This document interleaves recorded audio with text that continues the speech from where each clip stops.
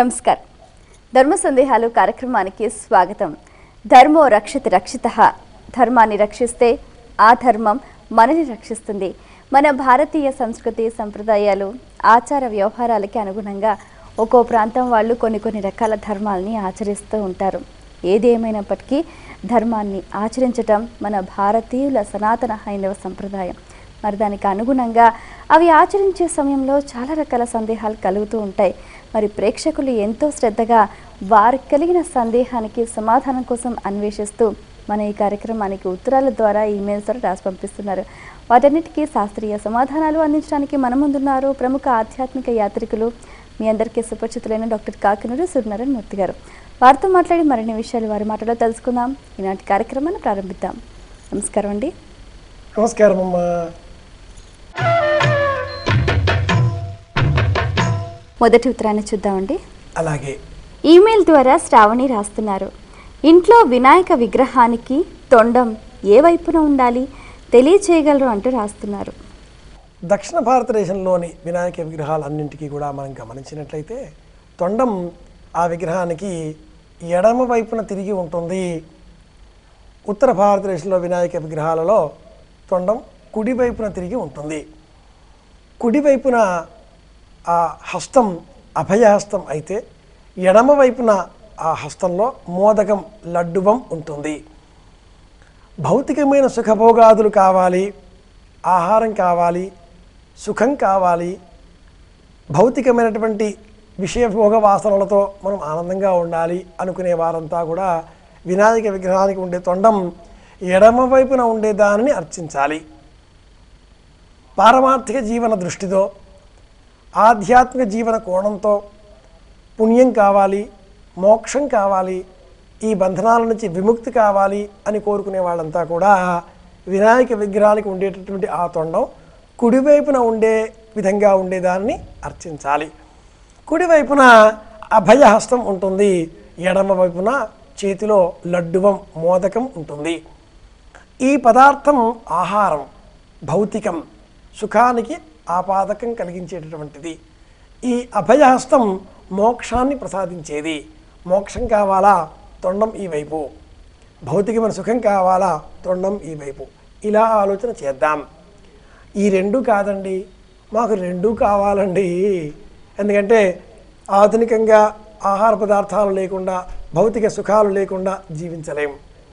అలాగే భౌతిక సుఖాలలో పడి కొట్టుకుపోతూ పారమార్థిక దుఃఖోణాన్ని మరవలేం. కాబట్టి మాకు ఎత్ర చోభయం తత్ర నోభయం, రెండు కావాలి అనుకుంటే అలాంటి వాళ్ళు తొండం ఇలా పైకి చుట్టుకునే విధంగా ఉండే వినాయక విగ్రహాన్ని అర్చిద్దాం. ఏ వైపున ఉన్నా కూడా గకార పూర్వరూపం, అకారో మధ్యమ రూపం, అనుస్వరశ్యాంతి రూపం, బిందురుత్తర రూపం, నాద సంధానకం సగుంహిత సంధి అంటుంది ఉపనిషత్తు గణపతి రూపాన్ని వర్ణిస్తూ. గం అనే అక్షరంలోనే గణపతి ఉంటాడు. తొండం కుడి ఎడమన విగ్రహం. ఇది అర్చామూర్తి, నిగ్రహం కోసమే విగ్రహం. అంతకంటే మించి గణపతిని మనలో ఊహించుకోగలగాలి. మెదుడు నుంచి ఒక వెన్నుపూస వెనక వేలాడుతూ ఉంటుంది. ఆ చివరి భాగం ఇలా తెరుచుకుని ఉంటుంది. టంటకిల్స్ అంటాం ఆంగ్లంలో. గ అనబడే అక్షరంలో ఉంటుంది. గణపతి లోపల ఉన్నాడు. తొండం కుడి ఎడమ. ఇలా ఆలోచన చేద్దాం. సంక్షిప్తంగా సమాధానం మట్టుకు మోక్షం కావాలి తొండం కుడివైపుకి, ఇంటిల్లిపాది సుఖంగా ఉండాలి, ధనం కావాలి, సంపద కావాలి, సంతోషం కావాలి తొండం ఎడమవైపుకి. మరి ఉత్తరం చూద్దామండి. ఈమెయిల్ ద్వారా తరుణ్ శర్మ రాస్తున్నారు. శ్రీచక్రం ఇంట్లో ఉంటే ఎలాంటి నియమాలు పాటించాలి తెలియచేయగలరు అంటూ రాస్తున్నారు. ఈనాటి కాలంలో శ్రీచక్రాన్ని అనేకులు ఇండ్లలో ఉంచి అర్చన చేస్తున్నారు. ఆధునిక గురువులు, ఆధ్యాత్మికవేత్తలు అనేకులు కూడా అందరికీ శ్రీచక్రాన్ని దీక్షగా ఇచ్చేస్తున్నారు. మీరు అర్చించండి, శ్రీచక్రాన్ని అర్చించండి, మీ ఇంట్లో బంగారం వర్షం కురుస్తుంది, బంగారు నాణాలు ఇంట్లో కురుస్తాయి. ఇలా నమ్మకూడదు. శ్రీచక్రం ఎంత గోప్యమైనది అంటే ఇది గుహ్యం పరమంలోకే సర్వరక్షాకరముణాన్ అంటూ స్తోత్రం చేయాలి. గోప్యాది గోప్య గోప్త్రీత్వం ఇలా చెబితే ఎన్నో ఉన్నాయి దాని గురించి. కామకళా విలాసం అనే గ్రంథం మనకు శ్రీచక్రం గురించి చాలా విశేషంగా తెలియజేస్తుంది.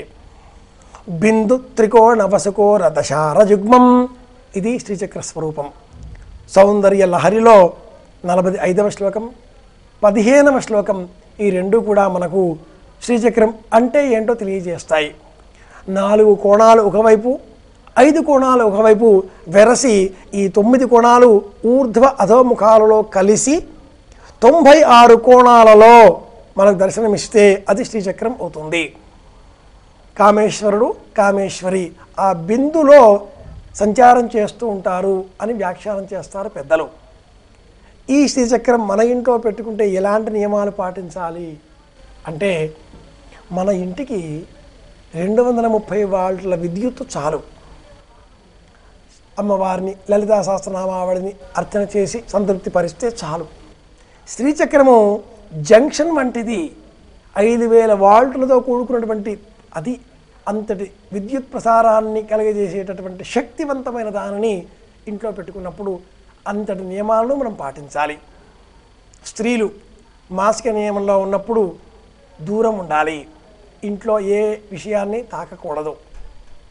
పురుషుడు బయట తిండి తినకూడదు, ఇంటి భోజనం మాత్రమే చేయాలి.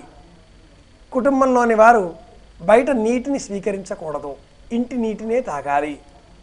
ఎవరిని ఎక్కువగా తాకకూడదు, అబద్ధాలు ఆడకూడదు, సత్యవాక్యం పలకాలి, మితంగా ఆహారం తీసుకోవాలి, అధశయనం చేయాలి.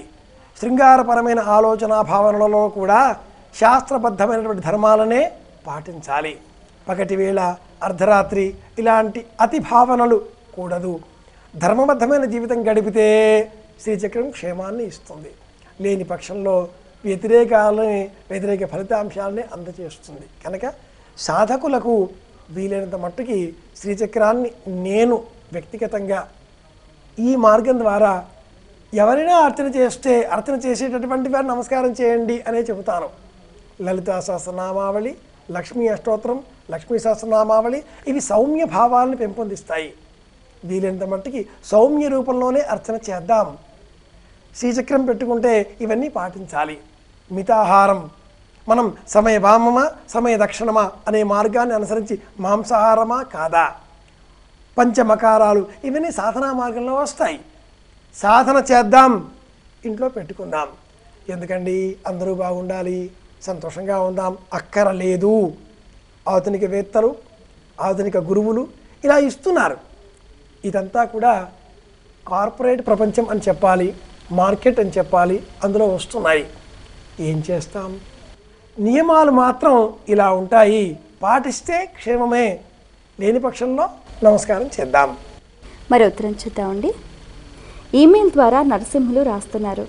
గడపపై తుమ్మితే కొన్ని నీళ్లు పోయాలంటారు, ఎందుకు తెలియచేయగలరు అంటూ రాస్తున్నారు. లక్ష్మీ స్వరూపం కడప. సూర్యోదయ సూర్యాస్తమయ కాలాలలో ఈ గడపకు సంబంధించి కొన్ని నియమాలను వేదధర్మం సూచిస్తుంది. పూర్వం దేవతలు, రాక్షసులు యుద్ధం చేశారు. ఆ యుద్ధంలో పాపం వచ్చింది. దేవతలు స్నానం చేశారు, ఆ పాపాన్ని విడిచిపెట్టి వెళ్ళిపోయారు. ఆ పాపాలు నీళ్ళల్లో ఉన్నాయి, నీళ్లు ఆవిరి అయ్యాయి. ఆ పాపాలు సూర్యనారాయణమూర్తి దగ్గరికి పోయాయి. ఆయన వాటిని ఇక్కడికి ఎందుకు వచ్చారు అంటూ అడిగాడు. కిందికి వెళ్ళండి అన్నాడు.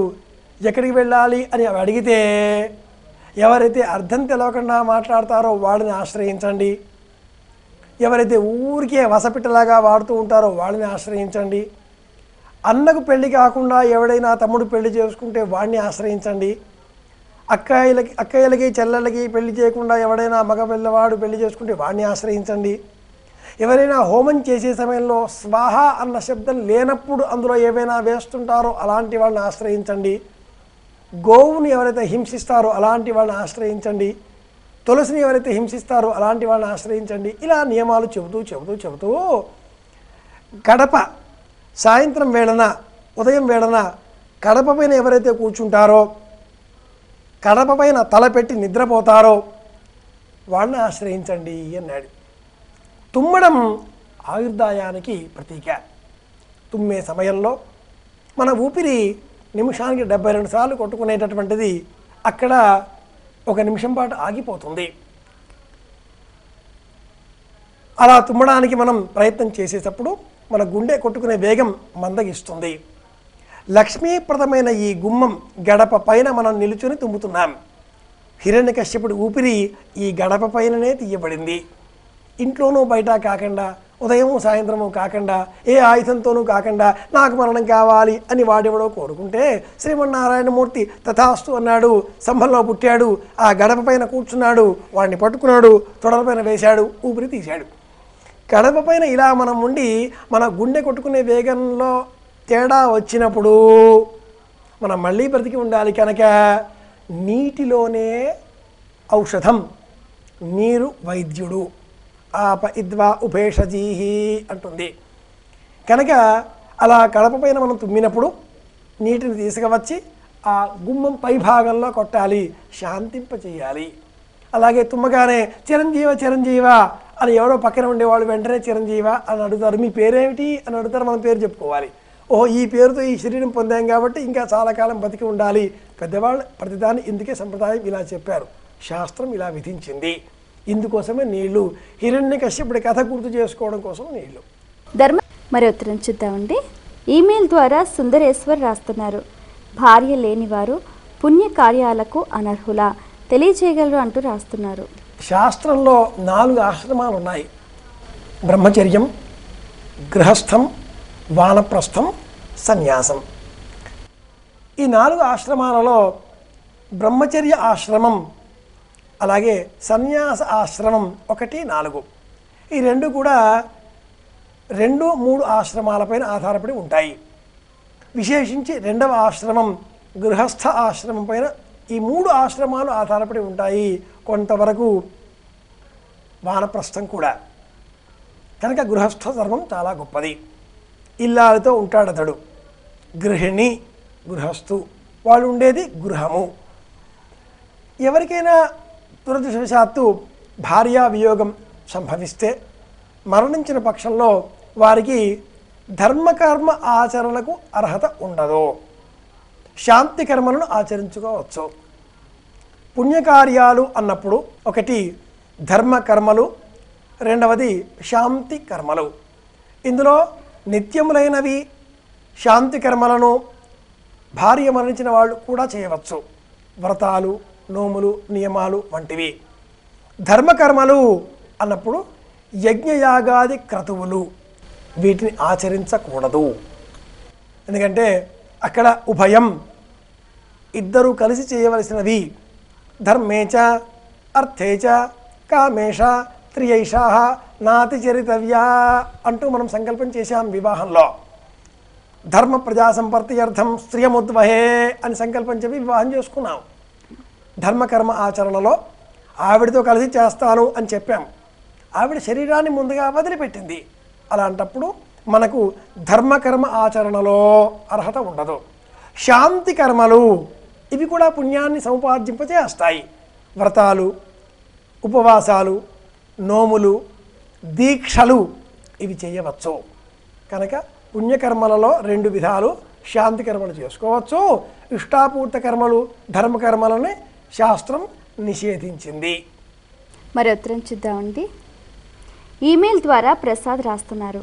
మంత్రోపాసన చేయాలంటే ఏం చేయాలి, తెలియచేయగలరు అంటూ రాస్తున్నారు. నిజానికి శాస్త్రంలో నమంత్రమక్షరం నాస్తి, మంత్రం కానటువంటి అక్షరం లేదు. అక్షమాలికోపనిషత్తు అనే ఒక ఉపనిషత్తు ఉందండోయ్.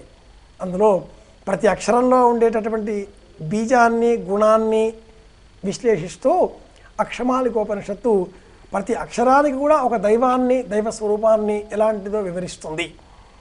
కనుక నమంత్రమక్షరం నాస్తి, అన్ని అక్షరాలు కూడా మంత్రాలే. మన స్వభావం ఏమిటి, మన గుణం ఏమిటి, మన జాతక చక్రం ఏమిటి, దైవం ఏ రూపంలో ఏ గుణంలో మనలకు అనుగ్రహం చూపుతుంది, ఇవన్నీ కూడా తెలిసినటువంటి గురువు మనకు ఏ మంత్రం ఉపదేశం చేస్తే క్షేమం కలుగుతుందో ఆ మంత్రాన్నే ఉపదేశం చేస్తాడు. ఈనాటి కాలంలో ఆధ్యాత్మిక గురువులు, సాధక గురువులు అనేకులు బోధక గురువులుగా, బాధక గురువులుగా కూడా చేరి అర్థవాదంతో అనేక రకాల మంత్రాలను మనకు ఉపదేశం చేస్తున్నారు. ఇవన్నీ కూడా ప్రయోజన రహితమైనటువంటివి, క్షేమం కలిగించేవి కావచ్చును కానీ తత్క్షణ ప్రయోజనం మట్టుకు కలిగించలేవు. వీటన్నింటికంటే కూడా శ్రేష్టమైనది ఆర్షధర్మయుక్తమైనది ఏమిటి అంటే తండ్రి గారి మార్గం అనుసరించడం. తండ్రి ఏం చేశాడో మనం అదే చేయాలి. ఏతదను శాసనం ఏవముపాసితవ్యం అంటుంది వేదం. గాయత్రీ మంత్రం ఉపదేశం చేసినటువంటి తండ్రి మనకు కొన్ని నియమాలను చెప్తాడు. ఏం చెప్తాడు అంటే కోనామాసీత్ కశ్య బ్రహ్మచార్యసి, ఏం చేస్తావు, నీ పేరేమిటి, ఎలా ఉంటావు, ఏం చేస్తే నేను ఈ మంత్రం చెప్పచ్చు, ఇలా 100 ప్రశ్నలు వేసి ఆ తర్వాత బ్రహ్మోపదేశం చేస్తాడు. అది బ్రహ్మోపదేశం, అందుకంటే మించి వేరే మంత్రాలు ఉంటాయా? అక్కడ ఏం చెప్తాడు, గుడ్డ కప్పేసి చెవిలో చక్కగా విను ముందు అంటాడు. గాయత్రి మంత్రం కంటే పూర్వమే ముందుగా శుశ్రవ సన్నాకుర్ యథాత్మకం శుశ్రవ భూయాసం అంటాడు. బాగా వినయశక్తి పెంచుకోని ఆయన ఇదే మంత్రోపదేశం అంటాడు. కనుక ఎవరైనా ఏదైనా అమ్మాయి చెబుతూ ఉంటే చెవి దగ్గర చేరి వాడేదో ఈ చెవిలో మంత్రోపదేశం చేశాడు, ఇక ఈవిడ మన మాట వినదు అంటారు. మంత్రోపదేశం చేసేటటువంటి గురువును మనం స్వీకరించాలి అంటే ఆ గురువు సర్వోత్తమమైనటువంటి మార్గాన్ని అనుసరించేవాడు అయి ఉండాలి. అర్థవాదంతో ఉండే గురువుల బోధ మనకు క్షేమం కలిగించదు. అంతకంటే శ్రేష్టం దక్షిణామూర్తినో హయగ్రీవుడినో స్మరించుకోవడం, తండ్రి గారి బోధ స్వీకరించడం, ఇది శ్రేష్టం. సాధకులు మంత్రోపదేశం చేయాలి అంటే, మంత్రం సాధన చేయాలి అంటే ఏం చేయాలి? గురువు గారిని అన్వేషించాలి. మరి ఉత్తరం చూద్దామండి. ఈమెయిల్ ద్వారా శ్రీధర్ రాస్తున్నారు, పొరపాటున వాహనం కింద పడి పిల్లి చనిపోతే దోషమా, తెలియచేయగలరు అంటూ రాస్తున్నారు. పూర్వం మనకు గొప్ప రచయిత ఉన్నాడు. కారు కింద పడి పిల్లి మరణించిన కథని నవల రూపంలో రాశారు. ఇలపావులూరి వెంకట సుబ్బారావు గారు వారి పేరు. వారి అబ్బాయి మనకు పూర్వం ఐఏఎస్ ఆఫీసర్గా ఉన్నారు, గొప్ప స్థానంలో ఉన్నారు, ఎలక్షన్ కమిషన్కి కూడా పనిచేశారు. ఇలపావులూరి వెంకట సుబ్బారావు గారనే ఆ మహానుభావుడు కారు కింద పడి పిల్లి మరణించింది అనే గొప్ప నవల రాశారు. హాస్యస్ఫోరకమైన నవల. పొరపాటున అన్నావు కదా నాయన, అన్నావా? పొరపాటుగా మరణిస్తే మనం ఏమిటి చేసేది? ఈనాటి కాలంలో ఆధ్యాత్మిక గురువులు వేత్తలు బంగారు పిల్లిని దానం చేయండి అంటారు, వెండి పిల్లిని దానం చేయండి అంటారు. ఆ పిల్లి చావు మన చావుకు వచ్చింది అని పూర్తి చేస్తాడు ఆయన. ఎందుకు ఈ పిల్లి అడ్డు వచ్చిందిరా, ఎందుకు నా పొరపాటురా, నా కర్మకు వచ్చింది అని బాధపడతాడు. బంగారు పిల్లి వెండి పిల్లి కొంప కొల్లేరు. కనుక పొరపాటుగా అన్నారు కాబట్టి ఏ సమస్య లేదు. మనం దాన్ని వేటాడి వెంటాడి హింసించి ప్రాణం తీసి దాని గొంతుకు దాడు వేసి, ఇది పాపం. దోమలను చంపాలండి, లేకపోతే మనం చంపేస్తాయి. అందుకోసమని ఏదో అక్కడో పెడతాం, గాలి పొగ ధూపం వెళ్ళిపోతాయి. అలా కాకుండా ఈనాటికల్లా బ్యాట్లు దొరుకుతున్నాయి. ఆ బ్యాట్ పుచ్చుకొని దోమ ఎక్కడ దొరుకుతుందో అక్కడ దాని వెంటబడి వేటాడి తరమడం, లేదా చనిపోయిన దోమ ముతకరేయడం, నేలపైన కనిపిస్తే బ్యాట్ మీద వేసి పటపటామని శబ్దం చేస్తే వికటాట్టహాసం చేయడం రాక్షసం. అలాగే పిల్లి కూడా 16 గంటలు పిల్లి నిద్రపోతుంది. నిద్రపోయే జీవులలో పిల్లి అత్యధికం. 16 గంటలు 18 గంటలు పిల్లి కునుకు అంటారు. ఎప్పుడు నిద్రపోతూనే ఉంటుంది. అది ఆహారాన్వేషణ లేదా నిద్ర, ఇంకో పని చేయదు. పొరపాటున అది వచ్చి చనిపోతే ఏ పాపము లేదండి. వాడు మున్సిపాలిటీ వాడెవరు తీసుకుపోతారు, మనం స్నానం చేస్తే చాలు. అంత శరీరాన్ని దగ్గరగా చూసాం, ఆ వాసన భరించాం. కనుక స్నానం చేసి శైవ ధర్మాన్ని అవలంబించేటటువంటి వారు భస్మం పెట్టుకుంటే చాలు. వైష్ణవ ధర్మం అవలంబించేటటువంటి వారు తిరిగి తిరునామం ధరిస్తే చాలు. సాయంత్రం ఉపవాసం ఉండడం, దానాలు చేయడం ఇవేవి అవసరం లేదండి. స్నానం తక్షణం చేస్తే చాలు. చాలా సంతోషం అండి, మీ సమయాన్ని కేటాయించి మా ప్రేక్షకుల ధర్మ సందేహాలకు శాస్త్రీయ సమాధానాలు అందించినందుకు ధన్యవాదాలు. కృష్ణార్పణం. వీక్షించారు కదండి, ఇది ఇవాళ ధర్మ సందేహాలు కార్యక్రమం. మీకు కూడా ఏమైనా ఆధ్యాత్మిక ధర్మ సందేహాలు కలిగితే మా ఈ కార్యక్రమానికి మీ సందేహాల్ని క్లుప్తంగా సూటిగా స్పష్టంగా పోస్ట్ కార్డ్పై లేదా ఈమెయిల్స్ ద్వారా రాసి పంపించండి. మా చిరునామా ధర్మ సందేహాలు, కేర్ ఆఫ్ భక్తి TV, road number 92, Jubilee hills, Hyderabad 5,96,000. మా ఈమెయిల్ ఐడి bhaktihyd@gmail.com.